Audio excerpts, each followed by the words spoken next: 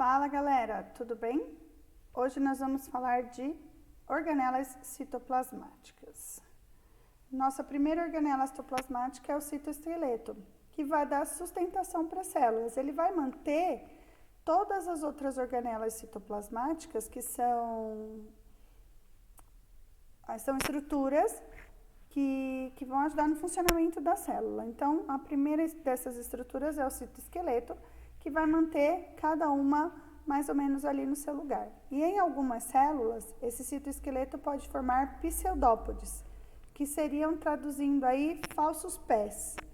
Então, algumas células, elas podem ter locomoção e esse citoesqueleto com essa formação de pseudópodes pode facilitar essa locomoção das células.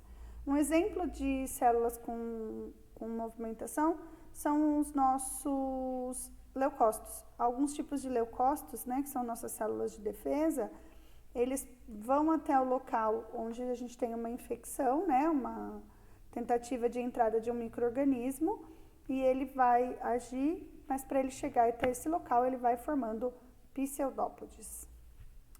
Os centríolos, eles participam da divisão celular, que é um processo que nós vamos ver mais para frente, mas basicamente uma célula se divide em duas, e os centríolos que vão ajudar nessa divisão, e para alguns tipos celulares ele pode formar cílios e flagelos, que ajudam na locomoção dessas células também. O retículo endoplasmático é uma rede de membranas lipoproteicas, como a gente viu, é uma biomembrana, ele é composto por biomembrana, e ele pode ser dividido em retículo endoplasmático liso e retículo endoplasmático rugoso. A diferença deles é que no retículo endoplasmático rugoso eu tenho ribossomos ligados à sua superfície, e o retículo endoplasmático rugoso é responsável pela síntese de proteínas. E o retículo endoplasmático liso, ele transporta e armazena algumas substâncias, ele pode sintetizar lipídios e realiza também desintoxicação celular. O complexo golgiense é formado por sáculos achatados e empilhados com vesículas periféricas. Ele recebe substâncias formadas lá no retículo endoplasmático, ele processa, ele pode transformar e encaminhar para outras partes da célula ou para a secreção. Então, ou ele vai encaminhar para alguma parte da célula que precisa daquela substância, ou ele pode encaminhar para fora da célula e essa substância ser utilizada por outras partes do corpo. Os lisossomos são organelas que contêm enzimas digestivas e quebram moléculas complexas em substâncias mais simples. Ele pode reciclar estruturas velhas, defeituosas ou em excesso na célula. Então, se aquela célula tem algumas estruturas que precisam ser refeitas por um defeito ou porque estão velhas, quem vai fazer essa quebra dessas moléculas, dessas organelas, são os lisossomos.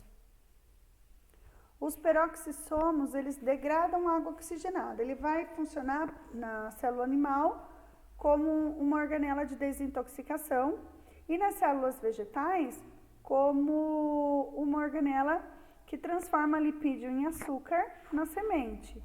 Lembrando que a semente é o embrião da nossa planta.